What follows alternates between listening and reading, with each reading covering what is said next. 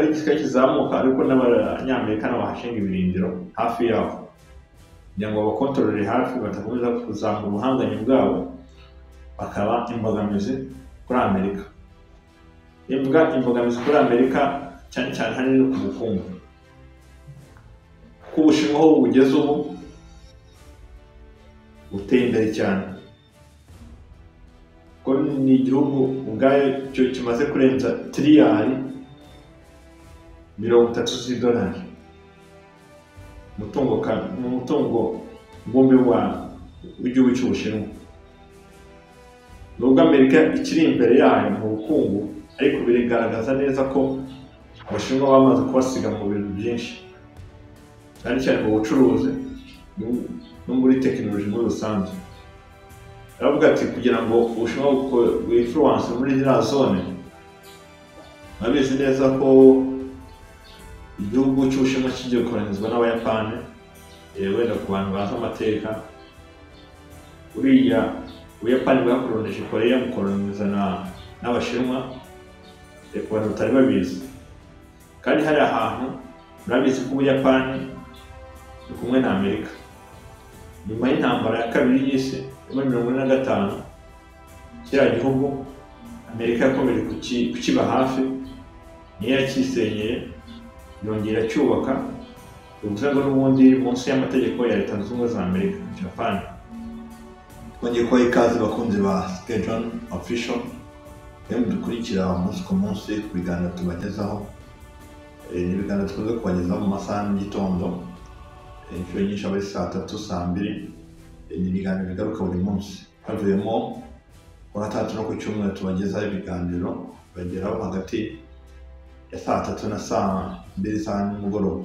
Muri ayo masaha nibwo tubagejeho ibiganiro biterwa n'ukuntu gahunda zipanze. Yego tubahaye ikaze. Ubu tugiye kuganira ku binibutsa abantu bashyashya reba ikiganiro ubwa mbere. Ni ikiganiro kivuga kuri diplomasi, ikiganiro kigaruka kuri diplomasi, politike n'ubukungu. Izo ngingo tugomba kuganiraho zokora zigera kuri 3. Tubahaye ikaze abashyashya baboneraho no gukora subscribe kugira ngo urubutaha ikiganiro kizabacike ibindi tuzabagezaho bizaza bisa nk'ibi. Ko mbibutsa ko dukora content imwe, dukora video zivangavanze, dukora ku mavideo avuga ibintu related biri ku rwego rumwe, ubwo ni politike, diplomasi n'ubukungu ko nabivuze haruguru. Tugiye kuganira ku mugabo witwa Emmanuel Macron, ni perezida w'Ubufaransa. Ntabwo ngiye kuganira ku rushyi aherutse gukubitwa n'umudamu we, oya ntabwo aribyo tugiye kuganiraho, ahubwo tugiye kuganira ku nama 30 z'ukwa gatanu. Ni inama yabaye ku wa gatanu igaruka ku bukungu cyane cyane. Ubwo rero tuvuga ubukungu ni ku bice by'umurengerazuba bw'isi.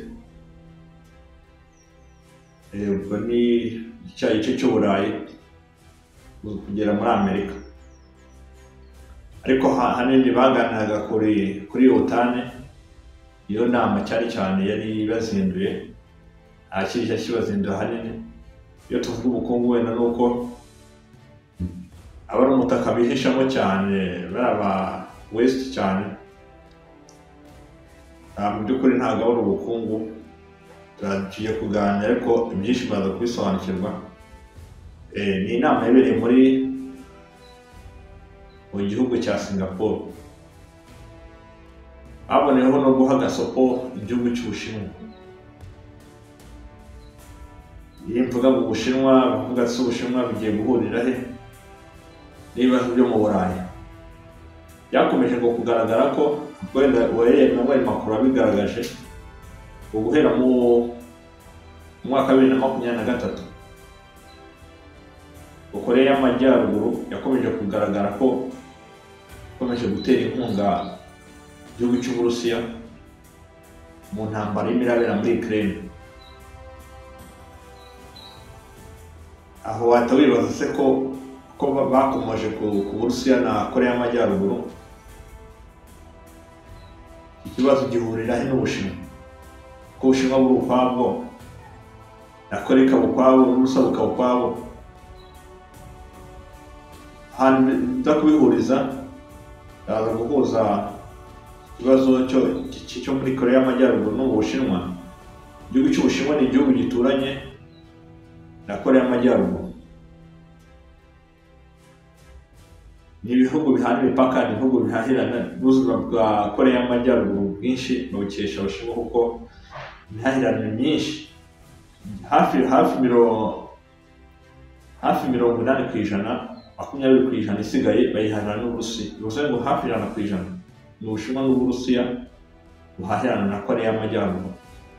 Avuga ati bibanze ku Bushinwa, avuga ati mugomba guha agasoko igihugu cya Korea y'Amajyaruguru, bitari ibyo OTAN ikaza ikegera igice cya Aziya y'Uburasirazuba na Aziya y'Uburengerazuba, cyane cyane bibanda ku gice cy'amajyepfo ya Aziya. Ubwo bavuga igice cy'amajyepfo bihita byumvikana ko ari Ubushinwa babwira. Bavuga igice cy'Uburasirazuba batabyumvikanisha neza ko ari Korea y'Amajyaruguru. Ubwo bavuze Uburasirazuba ubwo n'ubundi bigaruka n'ubundi kuri bwa Burusiya. Uburusiya n'ubundi bukora Uburasirazuba bwa Aziya, bigakora no ku Burengerazuba bw'Uburayi, ko ni igihugu cyambukiranya imigabane ibiri. Gikora kuri Aziya kigakora no ku mugabane w'Uburayi. Ahantu rero Emmanuel Macron yavuga ati nibatagabanya imbaraga za Korea y'Amajyaruguru zikomeza kwagukira mu Burayi, bakomeza kugabayo ibitero, cyane cyane bagarutse ku ntara ya Kursk. Ahubwo ngiye nimbaje n'impamvu bagarutse ku ntara ya Kursk, kuko Kursk ni intara ibarizwa mu Burasirazuba, ni intara ibarizwa ku Burengerazuba bw'Uburusiya. Akaba ari agace k'igihugu cy'Uburusiya. Sinumva rero kuba igihugu cya Korea y'Amajyaruguru cyaje gutanga support ku Burusiya kugira ngo intambara yorohere Uburusiya. Sinumva ikibazo aho kiri, mu gihe Abanyaburayi nabo ubwabo ari ibihugu birenga 30 byafashaga Ukraine kugira ngo banetralize imbaraga z'Uburusiya. Ahantu Emmanuel Macron kuvuga ngo ntabwo Korea y'Amajyaruguru ikwiye kuza gufasha Uburusiya, nibaza impamvu atavuga kuri Ukraine nayo impamvu iza gufashwa n'ibindi bihugu byo muri OTAN, kandi zimuzi neza ko OTAN ni umuryango w'ubutabarane utabara igihugu cy'Uburayi na Amerika na Canada. Ibihugu byishyize hamwe kugira ngo bibashe guhangana n'Uburusiya. Si Uburusiya gusa wenda byatangiye ariyo ntego bafite, ariko ukurikije uko ibintu bigaragara, ukuntu ubona icyerekezo cya OTAN, mbona ko n'Ubushinwa bwaje muri uwo mujyo, urugo rwo guhangana nabyo. Murabizi neza ko Ubushinwa hari ubutaka bwa bita Taiwan. Bwa butaka ni ubw'Abashinwa. Taiwan nabo ni agace k'Ubushinwa, nubwo ari ikirwa. Babwita ko ari ubutaka bwigenga, ariko sinumva ko bavuga ngo ubutaka bwigenga kandi ari ubutaka bw'Abashinwa, kuko n'Abanya-Taiwan ni Abashinwa. Nubwo bavuga ngo ni Abanya-Taiwan, ariko inkomoko yabo ni Ubushinwa. Nta nubwo cya gihugu kari agace, nta nubwo bukaba ari nk'igihugu, ahubwo barakora ubutaka bwigenga. Ariko se bwigenga bwarakomotse, bavuga twumva ngo ubutaka runaka ngo leta yigenga, tuzi ko muri Amerika dufite ari amaleta yigenga, ariko yose ayoborwa n'igihugu, akubiye mu gihugu kimwe twita Amerika, ariko akaba ari amaleta. Tukagaruka noneho ku gihugu cy'Ubushinwa murabizi neza ko wenda harimo abenshi batabizi nk'igihugu cy'Ubushinwa ubwo gihanganye na Amerika icyarimwe kandi uhanganye na Amerika umeze nk'uhanganye n'Uburayi cyane kuko bahuriye mu ihuriro rya OTAN mu muryango w'ubutabara bivuze ngo inyungu zabo umwe zabangamirwa zikabangamira muri iki gihugu ziri kure y'uwo muryango ngo kukigabaho intambara. Tugarutse kuri igihugu cy'Ubushinwa murabizi neza ko Taiwan kiriya kirwa kiri mu majyepfo y'Ubushinwa. Kuba abanyamerika cyangwa n'ibihugu byo mu Burayi bisa nk'ibihanganye nawe cyane buri byatangiye bahanganye n'Abayapani. Abayapani bagarutizwa imbaraga na Amerika uriya muryango wa OTAN. Rero uriya muryango wa OTAN nawo ubereyeho kunetraliza Ubushinwa. Kuba cya kirwa cya Taiwan gihari ni inyungu kuri Amerika kugira ngo ikomeze igire influence muri iriya zone Ubushinwa buherereyemo kugira ngo babone uko babaca intege zabo. Uko ubukungu buzamuka ari igisirikare kizamuka ariko n'Abanyamerika n'abahashinga ibirindiro hafi yabo kugira ngo babakontorore hafi batakomeza kuzamura ubuhanganye bwabo bakaba imbogamizi kuri Amerika. Imbogamizi kuri Amerika cyane cyane hanini ku bukungu. Kuko Ubushinwa aho bugeze ubu buteye imbere cyane ko ni igihugu ubwayo cyo kimaze kurenza $1 trillion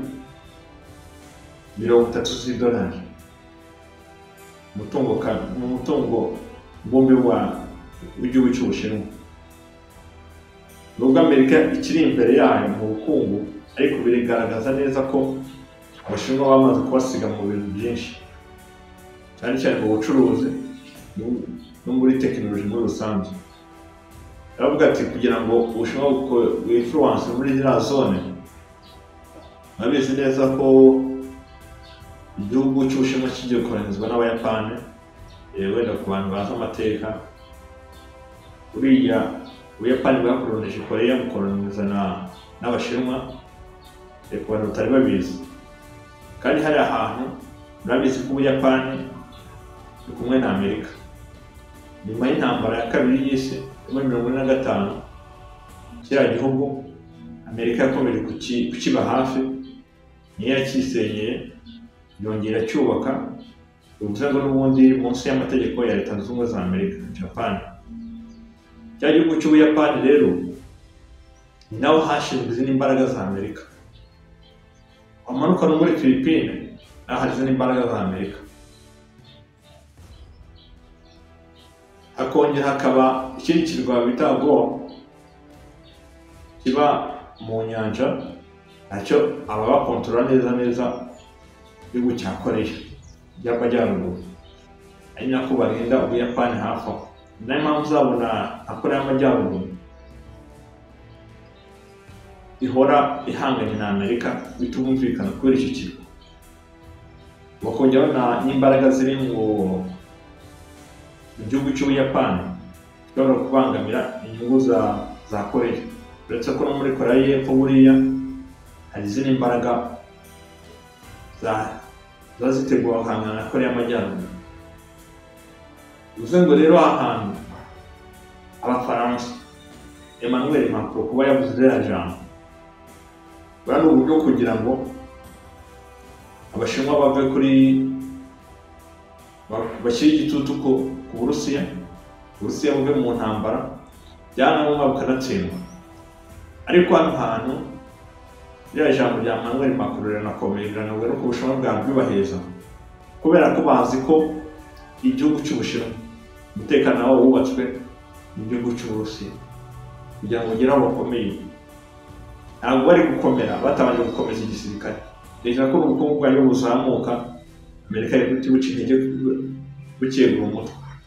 Uburyo bwa Burusiya ni abantu babanye inshuti magara, ni abantu bahahirana ibintu byinshi cyane gaze na peteroli n'amabuye y'agaciro amwe n'amwe menshi bayakura mu gihugu cy'Uburusiya.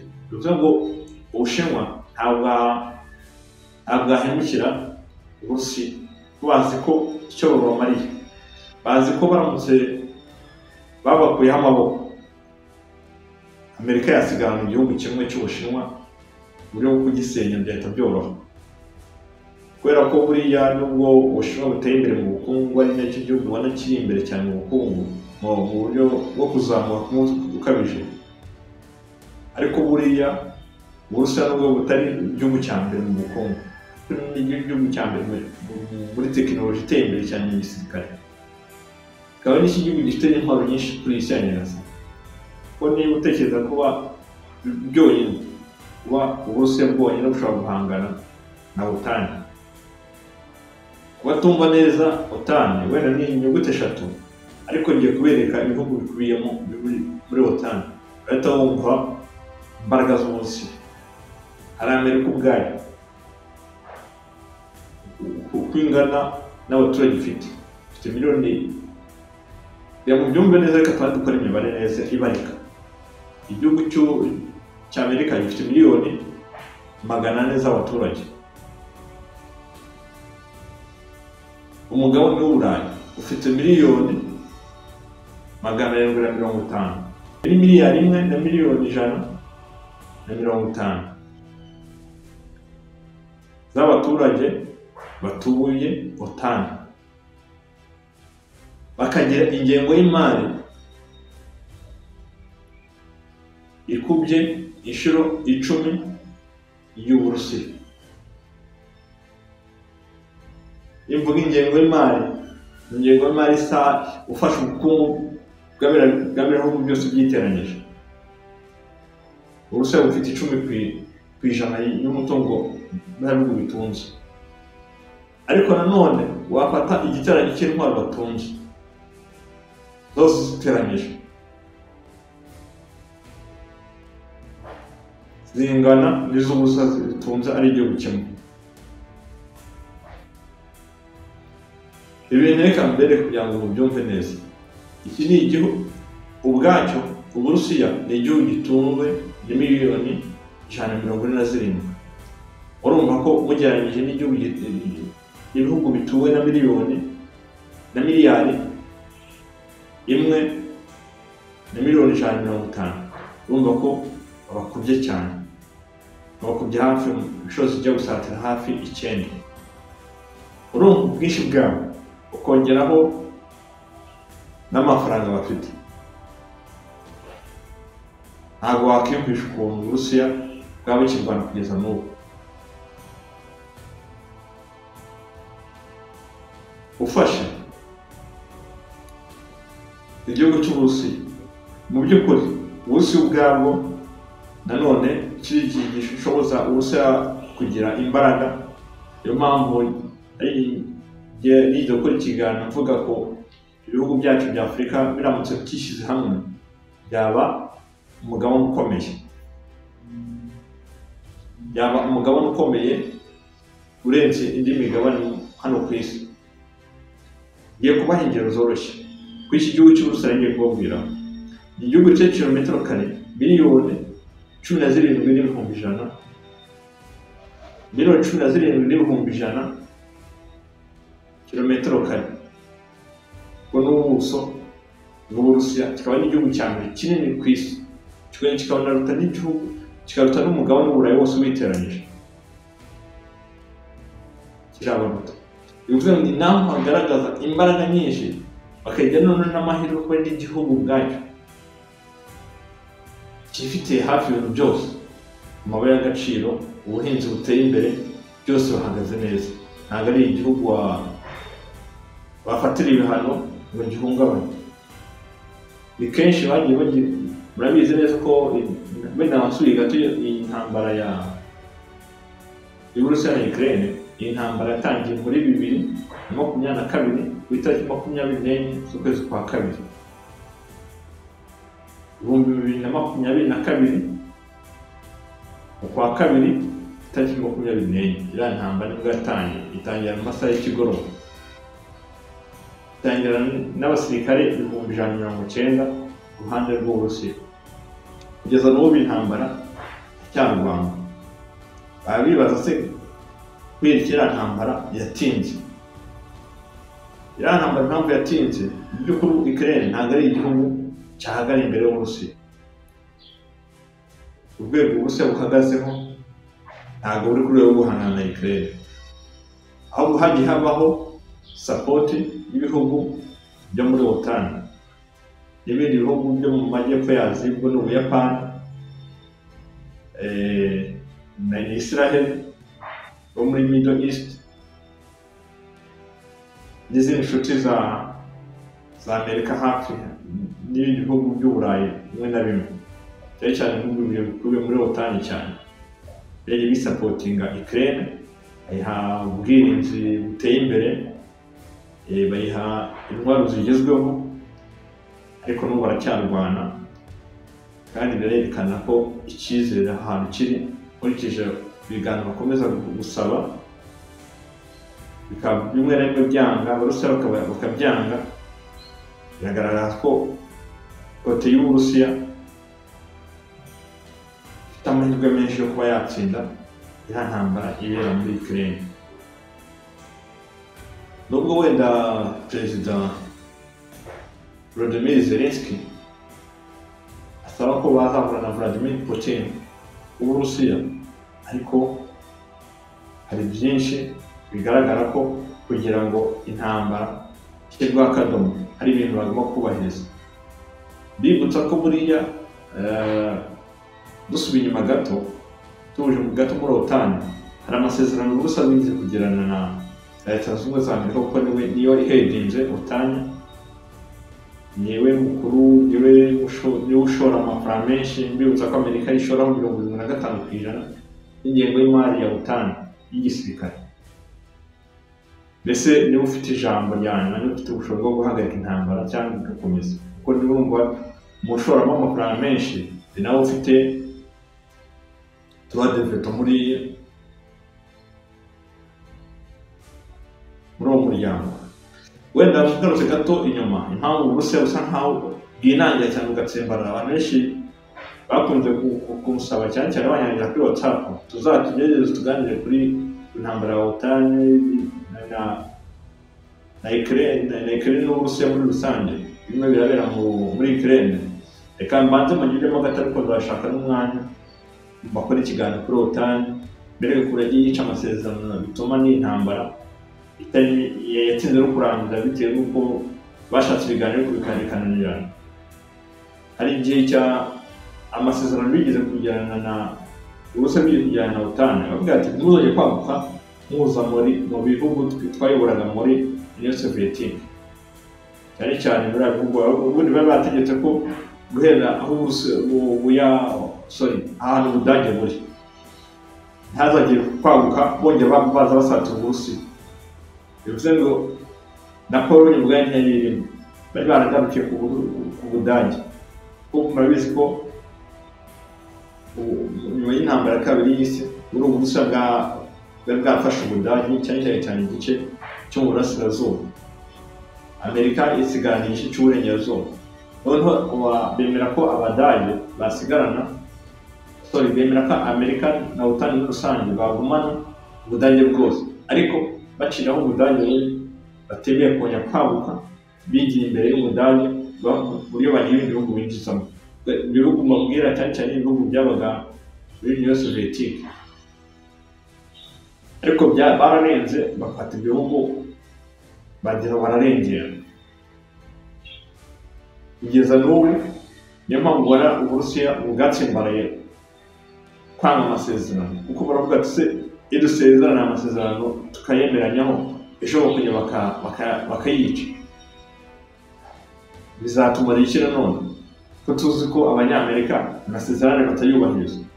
Niyo mpamvu uvuga ati niba mushaka amasezerano mugomba kubahiriza ibi n'ibi. Ubutaka twafashe, intara enye twafashe zo muri Ukraine, ntabwo mwemereye kuziburana, kongeraho na Crimea twabambuye muri 2014. Niba amasezerano muyubaha twajya mu biganiro. Cya kabiri, byanga amasezerano twari tuyakora, basaba ko Ukraine igice cyaba gisigaye cyakigenga kijya muri OTAN nikigera ku Burusiya kikaba kiri netre nikigira ahantu hamwe kibogamira. Niba ibyo bintu byubahiriza kuba Ukraine yaba netre ntigire muri OTAN ntigire mu Burusiya kandi izo ntara twafashe kongeraho na Crimea iri mu nyanja y'umukara Black Sea, mutakongera gutekereza kuba mwazayibohoza. Ibyo bintu mubyemera ntacyo bitwaye, turabareka mwisanzure byukiwe free. Biba ngombwa tunabafasha no kucyubaka, gusa burenda no kubafasha kucyubaka, ariko uruhare runini rukarugaragara niho OTAN yatumye igihugu cya Ukraine gisenyuka ititambika intambara yari kuba yaranarangiye. Kandi bose batanze iminsi 3 yuko Ukraine intambara ibirangiye kugira gasubira mu buzima busanzwe, ariko kubera ko imbaraga za OTAN zatumye bitinda, hari byinshi bagiye babaha ibyahindura urugamba nk'uko bari babyiteze. Habaye gutinda urugamba ariko habaye gutsinda urugamba.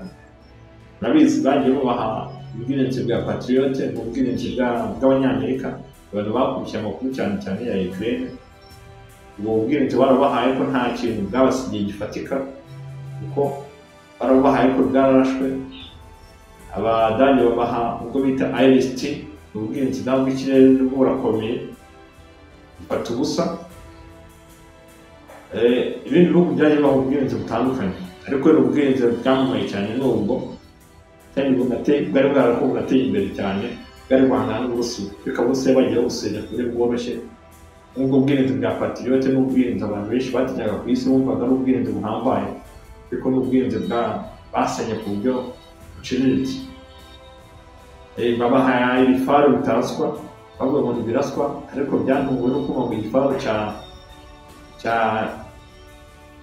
cya miliyari 2 z'idolari kirashwe na drone y'amadolari 50,000. Urumva ikintu cyane cyane nk'ibyo n'Abongereza cyane babitanze, Abongereza, Abadage n'Abanyamerika byo barimo batanze ibifaru bitaraswa. Wenda mbibutse ibyo bifaru byabo nk'Abadage batanze iyo bita Leopard 2. Igifaru bakabirizaga cyane, ni igifaru gihambaye, urucyarashwe benshi barasaba ukagira ngo kandi bikenyere.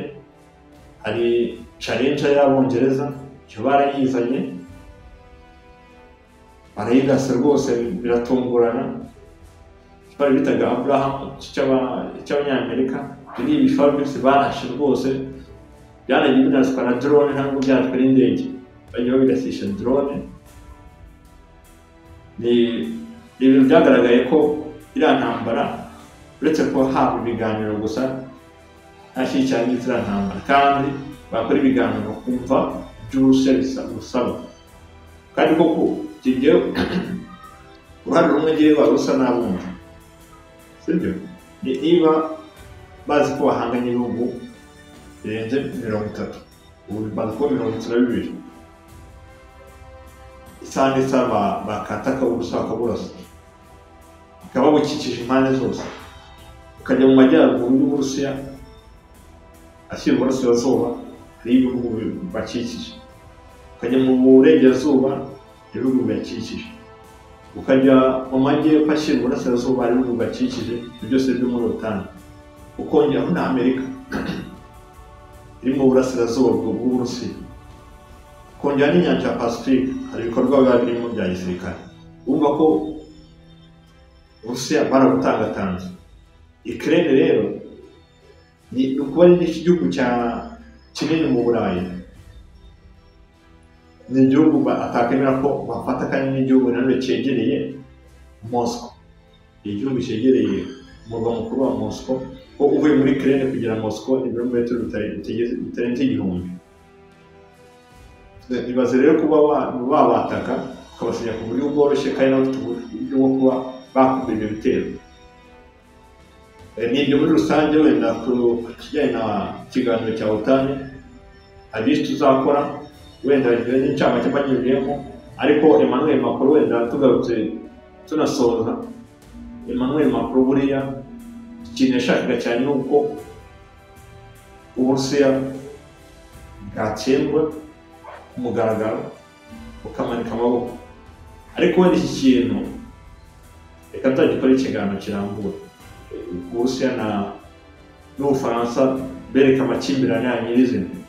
Utarakora subscribe nyamuneka uyikore kugira ngo iki kiganiro tukirambura, kuko ni ikiganiro gishobora kuzamara hafi isaha yose kugira ngo basobanure amakimbirane hagati y'Ubufaransa n'Uburusiya, bihuriza hamwe na Afurika muri rusange. Turabashimiye. Aho utarakora subscribe nyamuneka rero ukuntu ikora, aho uhereye hose turagushimiye. Mugire ibihe byiza nawe utaha.